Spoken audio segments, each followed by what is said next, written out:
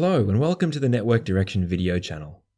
What you found here is the start of a new group of videos designed to help you understand the foundations of networking. If you're new to networking or studying for a certification like CCNA, Network Plus or JNCIA, this is a great place to start. For the first few videos, I'm going to assume that you have no networking experience. My goal is to create a solid foundation for you to build on. In this video, we're going to start with understanding what a network actually is, and some of the network types you'll see. We'll follow up in part 2 with a look at how a network may be cabled and get an overview of addresses. If you like this video, please let me know with the like button. It's important to me to know if I'm on the right track with my videos, so a comment would be helpful too. If you want to see more, please use the subscribe and notification buttons. Now, if you're ready, let's start right at the beginning. What is a network?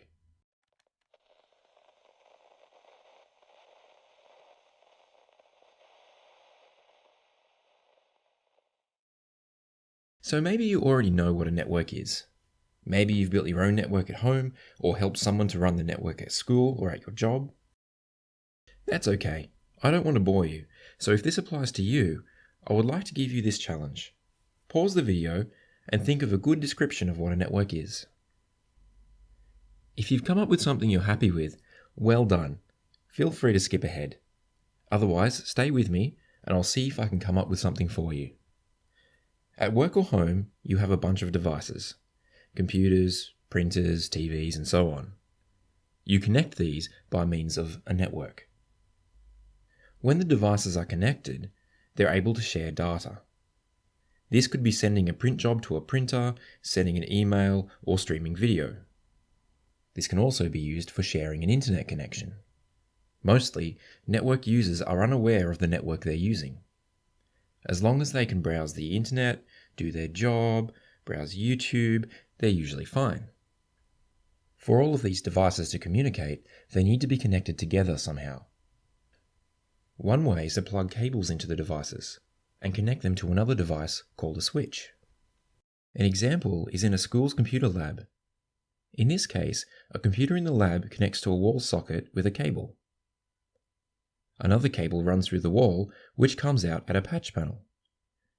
This may be in a cabinet on the wall somewhere in the room or in another room entirely. The port on the patch panel then connects to the switch. You might have a switch at home too.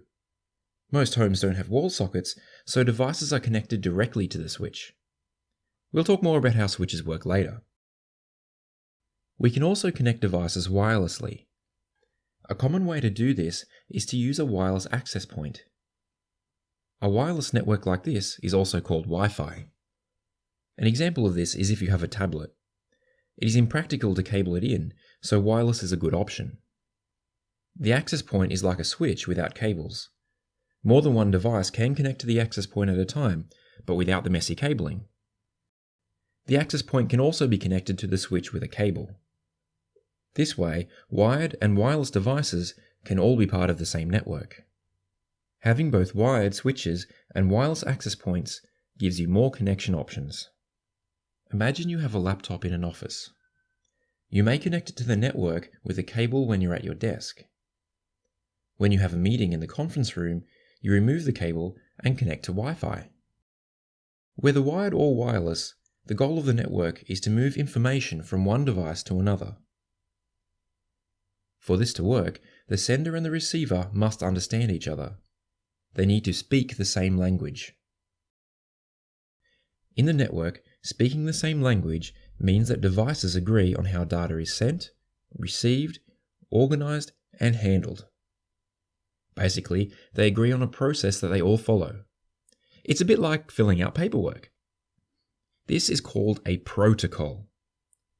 A lot of different protocols are used depending on what's needed at the time. Network software and hardware are designed with these protocols in mind. You will hear of protocols like Ethernet and TCP, which are used for sending and receiving data. You may also hear of protocols like HTTP, which is used for accessing the web, and SMTP, which is used for email. Usually, several protocols are used together to achieve a task. We'll look at protocols further in future videos. In summary, networks are used to connect devices together. Devices use the network to communicate and to share information. To share information, devices need to speak the same language. This language is called a protocol, which is a set of instructions of how to handle the information. We're going to start with some simple questions to get the brain working. Firstly, what are the two ways computers can connect to the network? To follow on from that, what devices do they usually connect to? And finally, how many protocols are used when one computer accesses another computer?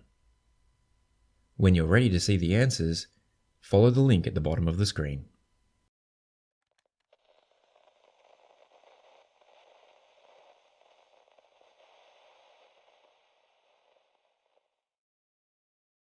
Networks connect devices. You could call devices on the network nodes. Nodes may include devices that help control the traffic flowing through a network, like switches and routers. Nodes also include endpoints or hosts. These are devices that send and receive the bulk of the traffic. This includes workstations, servers, printers, and so on. Networks come in different sizes. A network at home is an example of a small network. These networks usually only have a few nodes. This is called a SOHO network. SOHO means Small Office Home Office. These networks typically have a couple of computers, a printer, a few phones and tablets. Some devices will be wireless, and some are connected to a switch. This might be a good time to mention that people often say hub when they mean switch. You can see why, of course, as the switch looks like a central hub in a SOHO network. But please keep in mind that switches and hubs are very different things.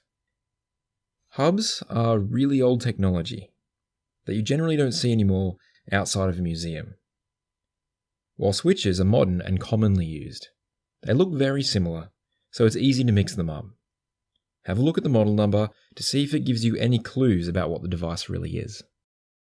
In a SOHO network, a router is used to connect to the internet.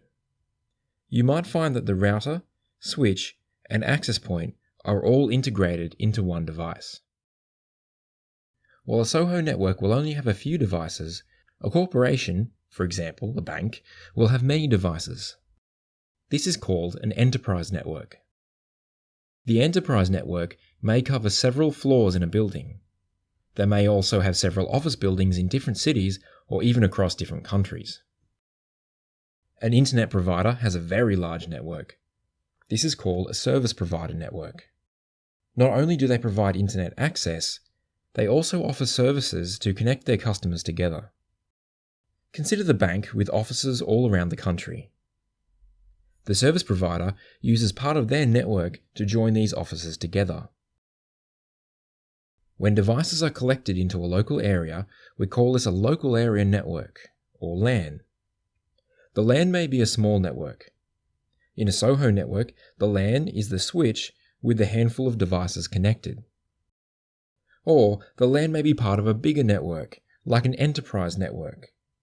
This network may have many switches, routers, and access points, depending on their needs.